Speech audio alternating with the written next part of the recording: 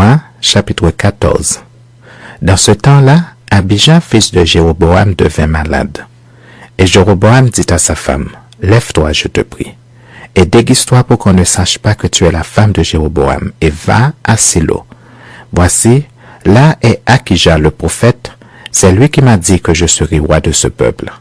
Prends avec toi 10 pains, des gâteaux et un vase de miel, et entre chez lui, il te dira ce qu'il arrivera à l'enfant. » La femme de Jéroboam fit ainsi. Elle se leva, alla à Silo et entra dans la maison d'Akija. Akija ne pouvait plus voir car il avait les yeux fixes par suite de la vieillesse.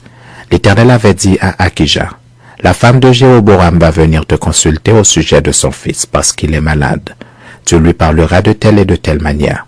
Quand elle arrivera, elle se donnera pour une autre. » Lorsque Akija entendit le bruit de ses pas au moment où elle franchissait la porte, il dit, « Entre, femme de Jéroboam, pourquoi veux-tu te donner pour une autre? Je suis chargé de t'annoncer des choses dures. Va, dis à Jéroboam, ainsi parle l'Éternel, le Dieu d'Israël. Je t'ai élevé du milieu du peuple, je t'ai établi chef de mon peuple d'Israël. J'ai arraché le royaume de la maison de David et je te l'ai donné. Et tu n'as pas été comme mon serviteur David qui a observé mes commandements et qui a marché après moi de tout son cœur en faisant ce qui est droit à mes yeux. Tu as agi plus mal que tous ceux qui ont été avant toi. Et tu es allé te faire d'autres dieux et des images de fonte pour m'irriter. Et tu m'as rejeté derrière ton dos. Voilà pourquoi je vais faire venir le malheur sur la maison de Jéroboam. J'exterminerai quiconque appartient à Jéroboam, celui qui est esclave et celui qui est libre en Israël. Et je balayerai la maison de Jéroboam comme on balaie les ordures, jusqu'à ce qu'elle ait disparu. Celui de la maison de Jéroboam qui mourra dans la ville sera mangé par les chiens, et celui qui mourra dans les champs sera mangé par les oiseaux du ciel, car l'Éternel a parlé. Et toi, lève-toi, va dans ta maison, dès que tes pieds entreront dans la ville, l'enfant mourra. Tout Israël le pleurera et on l'enterrera, car il est le seul de la maison de Jéroboam qui sera mis dans un sépulcre, parce qu'il est le seul de la maison de Jéroboam en qui se soit trouvé quelque chose de bon devant l'Éternel, le Dieu d'Israël. L'Éternel établira sur Israël un roi qui exterminera la maison de Jéroboam ce jour-là. Et n'est-ce pas déjà ce qui arrive? L'Éternel frappera Israël et il en sera de lui comme du roseau qui est agité dans les eaux. Il arrachera Israël de ce bon pays qu'il avait donné à leur père, et il les dispersera de l'autre côté du fleuve, parce qu'ils se sont fait des idoles, irritant l'Éternel. Il livrera Israël à cause des péchés que Jéroboam a commis et qu'il a fait commettre à Israël. La femme de Jéroboam se leva et partit. Elle arriva à Tirtsa, et comme elle atteignait le seuil de la maison, l'enfant mourut. On l'enterra et tout Israël le pleura selon la parole que l'Éternel avait dite par son serviteur, Akija le prophète.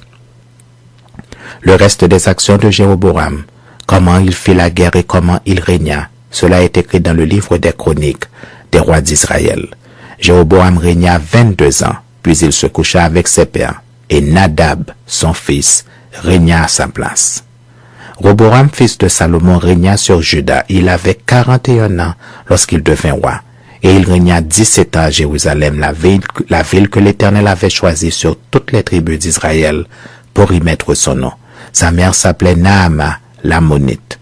Juda fit ce qui est mal aux yeux de l'Éternel et par les péchés qu'ils commirent, ils excitèrent sa jalousie plus que ne l'avait jamais fait leur père.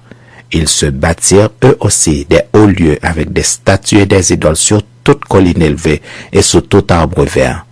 Il eut même des prostituées dans le pays.